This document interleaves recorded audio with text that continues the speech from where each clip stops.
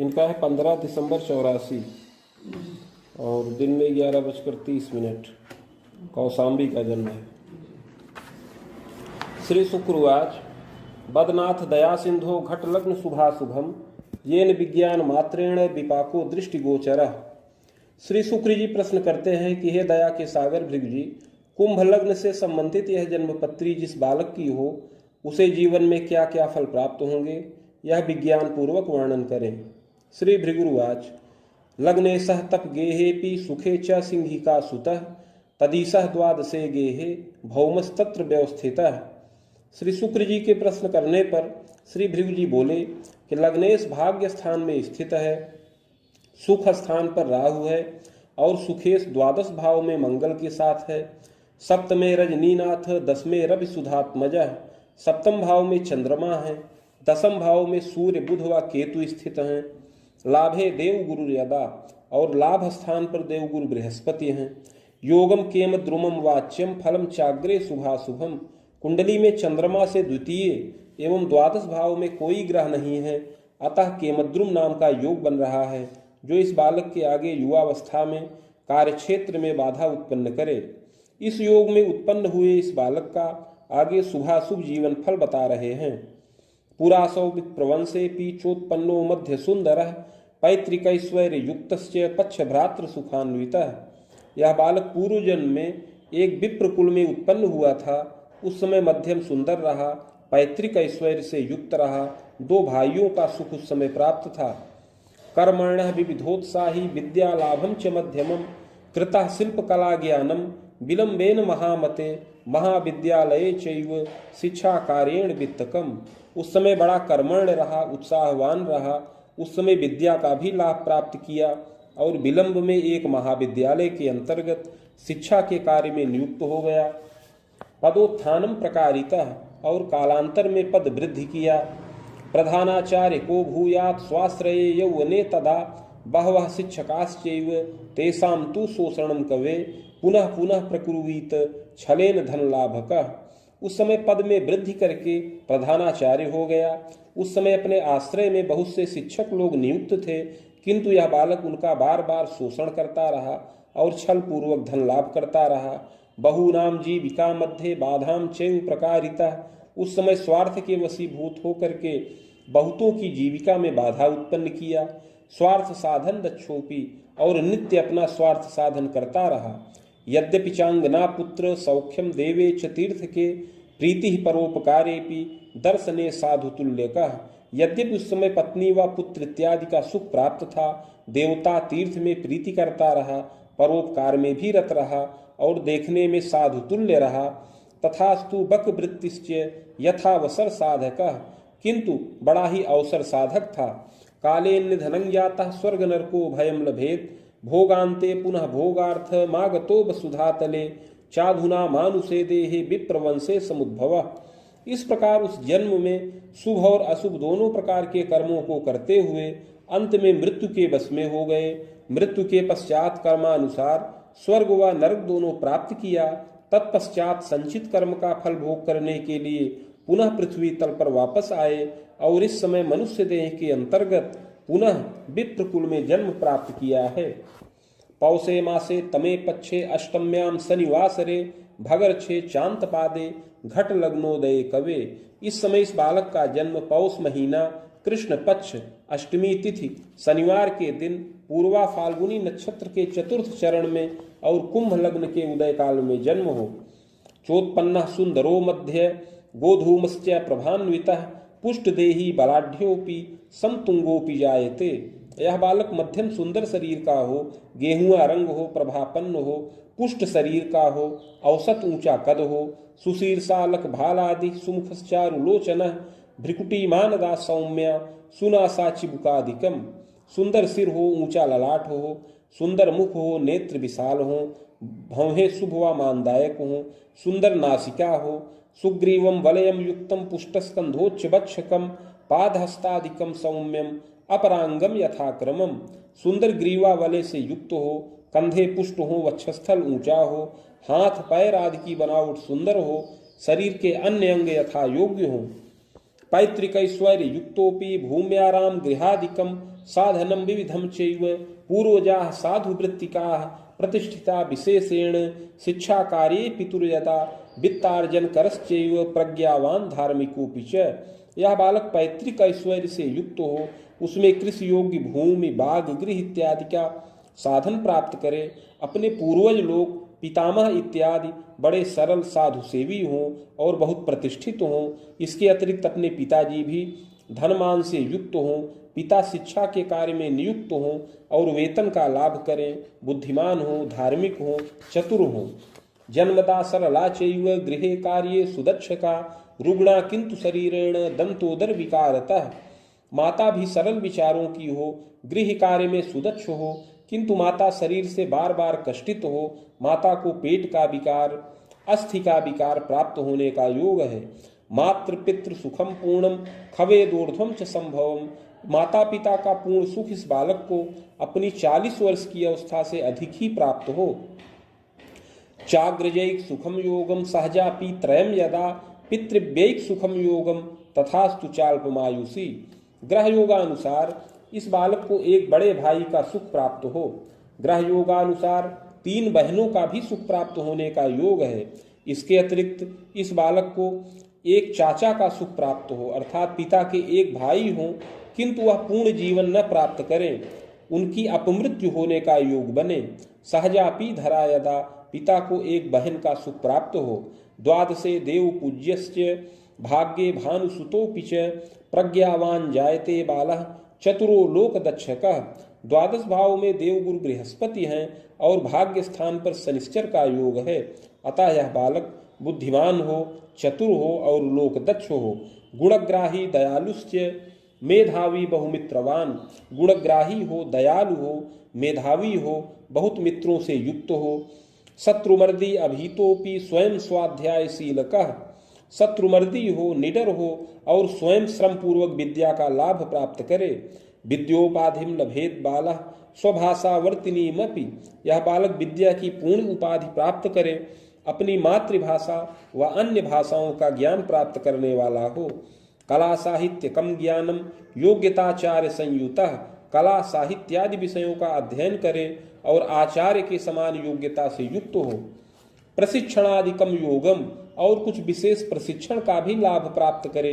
वाक्पटु सरलोधिकः, बोलने में चतुर हो और सरल विचारों का हो। कवित्वमतिकश्चैव वक्ता चैव विलक्षणः। कवित्वमति का हो, कविता करने वाला हो, बड़ा ही साहित्यादि में रुचि रखे, वक्ता हो और विलक्षण प्रतिभा से युक्त हो। साहित्यादि प्रवीणोपि शोधान्वेषण कार्यकम कृतशीलोपि जायेत। साहित्यादि में बड़ा प्रवीण हो और कुछ शोध और अन्वेषण का भी कार्य करने का योग इसके द्वारा है। बाण युग्मांतरावधिम लब्धोपाधिम श्रमेणापि। इस प्रकार युवावस्था में 25 वर्ष की अवस्था तक समस्त उपाधियों का लाभ प्राप्त करे।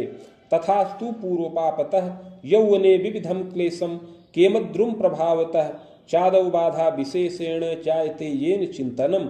किंतु पूर्व जन्म कृत पाप के प्रभाव से युवावस्था में कष्टित हो, कुंडली में जो केमद्रुम नाम का योग बना है उसके प्रभाव से विद्या पूर्ण करने के पश्चात बार बार जीवन में बाधाएं उपस्थित हों। नैव स्थिरम पदम वित्तम भ्रमणम तु इतस्ततः। न कोई पद स्थिर प्राप्त हो और न कोई वेतन का ही लाभ प्राप्त हो। इस प्रकार इधर उधर भ्रमण करने का योग बने। अर्थापत्ति गृहे क्लेशम श्रम विघ्नम मुहुर्मुहुः। अर्थ की आपत्ति हो, अर्थ संकट उत्पन्न हो, गृह में नाना प्रकार का क्लेश हो और जो प्रयत्न यह बालक करे, जो श्रम करे, उसका विघ्न हो। पूर्व पाप प्रभावेण चिंता तो यौवने यदा। पूर्व जन्मकृत पाप के प्रभाव से युवावस्था में बार बार चिंतातुर रहे। रिपुयुग्मोर्ध्वकम तात राहोश्चैव दशांतरे आगंतुकम भयम नाना। युवावस्था में 26 वर्ष की अवस्था के बाद से राहु की महादशा चले। यह दशा शुभ नहीं है, इसमें अनेक आगंतुक बाधाएं प्राप्त हों। रिपुयुग में खरामकम दंतोर्ध्वम बाण रामांतम यावन्नेष्टम पुनः पुनः। इस राहु की दशा में 26 से 30 वर्ष की अवस्था के अंतर्गत पुनः आगे 32 से 35 वर्ष की अवस्था तक कष्टकारक योग विशेष बन रहा है। नृपगेहे पदार्थाय परीक्षामपि दानकम सफलो नैव जायेत किं कर्तव्य विमूढ़कः। इन समयावधि में यह बालक राजगृह में पद प्राप्ति के निमित्त बारंबार परीक्षाएं प्रदान करे, किंतु उसमें सफल न हो, जिससे किंग कर्तव्य विमूढ़ हो। कर्मे सह द्वादशे गेहे भाग्ये सस्तत्र संयुतः लाभे देव गुरुर्वाच्यम विलंबेन महामते शिक्षा कार्येण वित्तंच लब्धश्चैव पुनः पुनः। यद्यपि कर्म स्थान का स्वामी द्वादश भाव में भाग्येश के साथ है और लाभ स्थान पर देवगुरु बृहस्पति हैं, अतः बहुत विलंब होने पर इस बालक को शिक्षा के कार्य में पद और वेतन का लाभ प्राप्त हो और विलंब से यह पद और अधिकार से युक्त हो। यौवने प्रौढ़ के कवे सुखम मोदम लभेन नूनम गृहवाहन मोदकम। इस प्रकार युवावस्था में विलंब से यह बालक समस्त सुख और मोद को प्राप्त करे, गृहवाहन से भी युक्त हो। प्रायश्चित्तेन रक्षा स्यात् सहसा भाग्यवर्धनम। पूर्व जन्म कृत पाप का प्रायश्चित करने पर इस बालक की सहसा भाग्य वृद्धि हो और पदमान का लाभ प्राप्त हो। बाण रामोर्ध्वकम तात स्वभुजायम प्रदर्शनम। इस प्रकार बहुत विलंब में 35 वर्ष की अवस्था पूर्ण हो जाने के बाद अपनी भुजाओं से धनोपार्जन करे। बाण रामे खवेदांतम एवं तु वेद वेदकम यावदेव फलम मध्यम राहुश्चैव दशांतरे। इस प्रकार युवावस्था में राहु की दशा में ही 35 से 40 वर्ष की अवस्था में, पुनः उसके पश्चात आगे 44 वर्ष की अवस्था में उन्नति का योग बने। स्वाभिलाषा खिलापूर्तिर विजयम सर्व कर्मसु। और यह बालक अपनी अभिलाषाओं को पूर्ण करे, समस्त कर्मों में विजय प्राप्त करे। बिलो में पूर्व पापेन बाधा नित्यम तु जीवने केमद्रुवम प्रभावेण नैव स्थिरम पदम धनम। किंतु पूर्व जन्म का प्रायश्चित न किया जाए तो उसके प्रभाव से जीवन में नित्य बाधाएं आए। केमद्रुम योग के प्रभाव से कोई स्थिर पद वेतन न प्राप्त हो, जिससे अर्थ संकट हो, मानसिक व दैवीय व्यथा उत्पन्न हो, कभी पेट का विकार, कभी अर्शजन्य क्लेश प्राप्त हो, यकृत जन्य दोष हो, अस्थि मज्जा विकारकम और अस्थि मज्जा का विकार प्राप्त हो।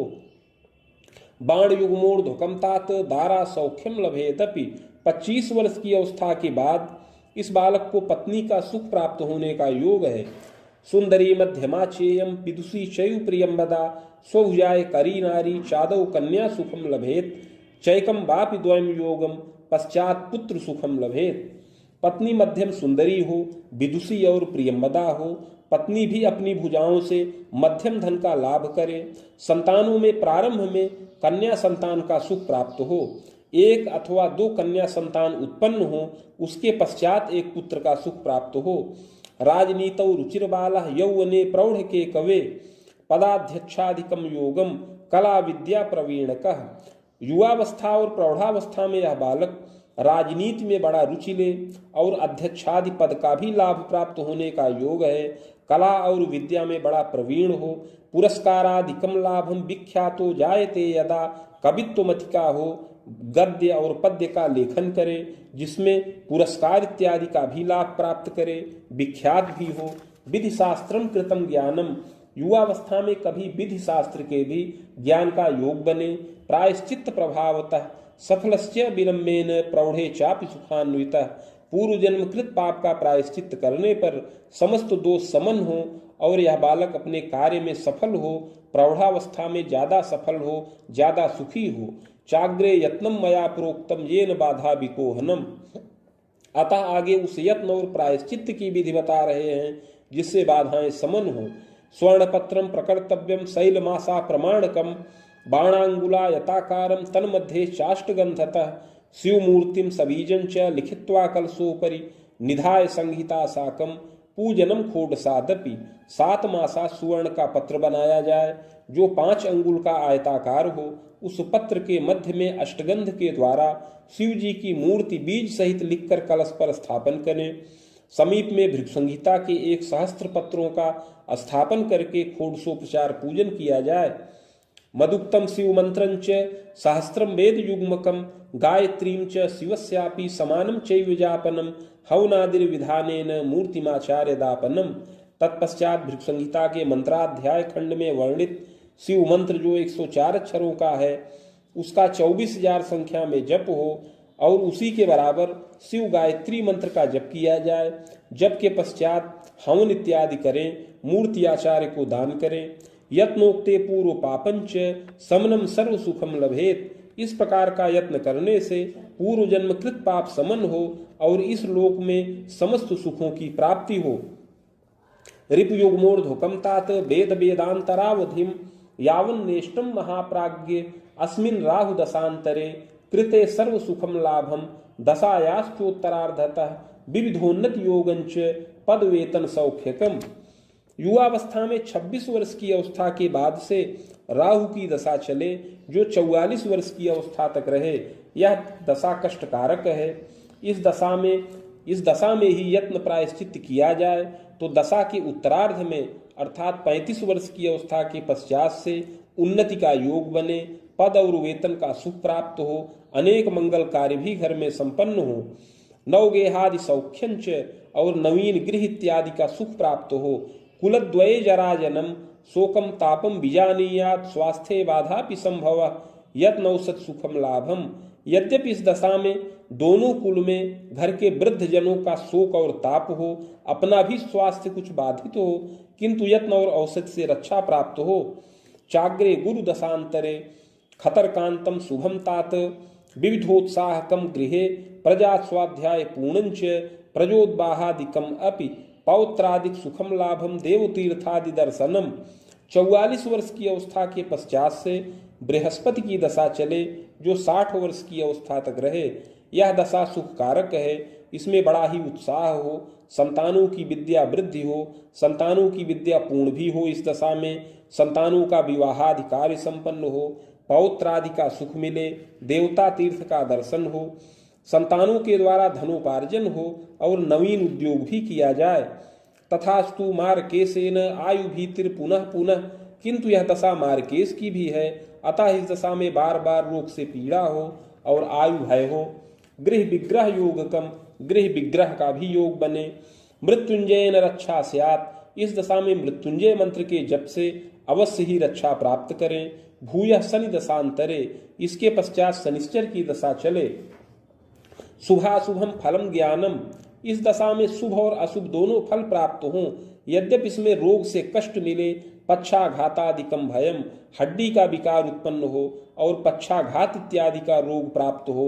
रिपु सप्तांतरम स्वायु खंडितम जायते ध्रुवम, इस प्रकार इसी दशा में 76 वर्ष की अवस्था के अंतर्गत अपनी आयु खंडित हो। चित्रगुप्त कुले भूयो जनिता कर्म योगतः, और अगला जन्म पुनः चित्रगुप्त नामक कुल में प्राप्त हो, सत असत कर्मों के अनुसार। इति भृगु संहितायाम फलम समाप्त।